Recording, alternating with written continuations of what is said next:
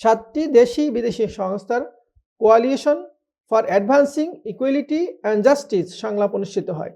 রাজশাহীতে coalition for advancing equality and justice বুধবার সকালে হোটেল এক্স এর হলরুমে নারী ও শিশু অধিকার সুরক্ষায় অন্তর্ভিত্তিকমূলক নির্বাচনী ইশতেহার দাবিতে স্থানীয় নাগরিক সমাজ, বিভিন্ন অধিকার বিষয়ক সংগঠনের প্রতিনিধি, শিক্ষক, সাংবাদিক ও প্রান্তিক জনগোষ্ঠীর প্রতিনিধিদের অংশগ্রহণে একটি সংলাপ আয়োজন করা হয়।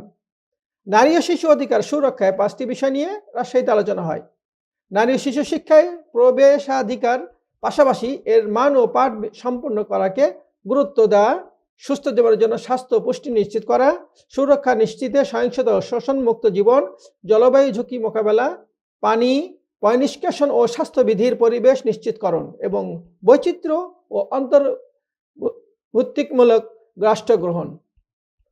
ওই সময় জাগো ফাউন্ডেশন ট্রাস্টের রাজশাহী বিভাগের কোঅর্ডিনেটর মোহাম্মদ সরফরাজ জাহান, মিজানুর রহমান ও আসমাল হোসনা প্রশান্তি উপস্থিত ছিলেন। অনুষ্ঠানে আমন্ত্রিত রাজশাহী বিশ্ববিদ্যালয়ের অধ্যাপক আদনান, রাজশাহী প্রেস ক্লাবের সম্পাদক গোলাম মোস্তফা মামুন, এশিয়ান এজ ও দৈনিক বাংলাবাদ পত্রিকার ব্যুরো প্রধান ওবায়দুল ইসলাম রবি, যমুনা টিভির সাংবাদিক তারেক রহমান সহ বিভিন্ন এনজিও প্রতিনিধি ও রাজশাহী বিশ্ববিদ্যালয়ের শিক্ষকবৃন্দ অংশগ্রহণ করেন।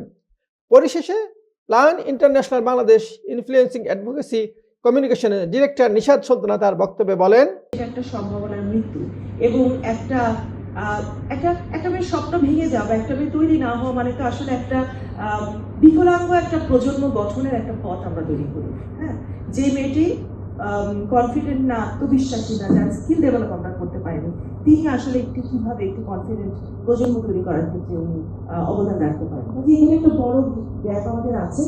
শিক্ষার মান সূচকে বাংলাদেশে বাল্য বিয়ের অল্টারনেটিভ কি হতে পারে? একটা প্যারেন্টস তার মেয়েকে কেন বাল্য বিয়ে দিবেন না, সেটা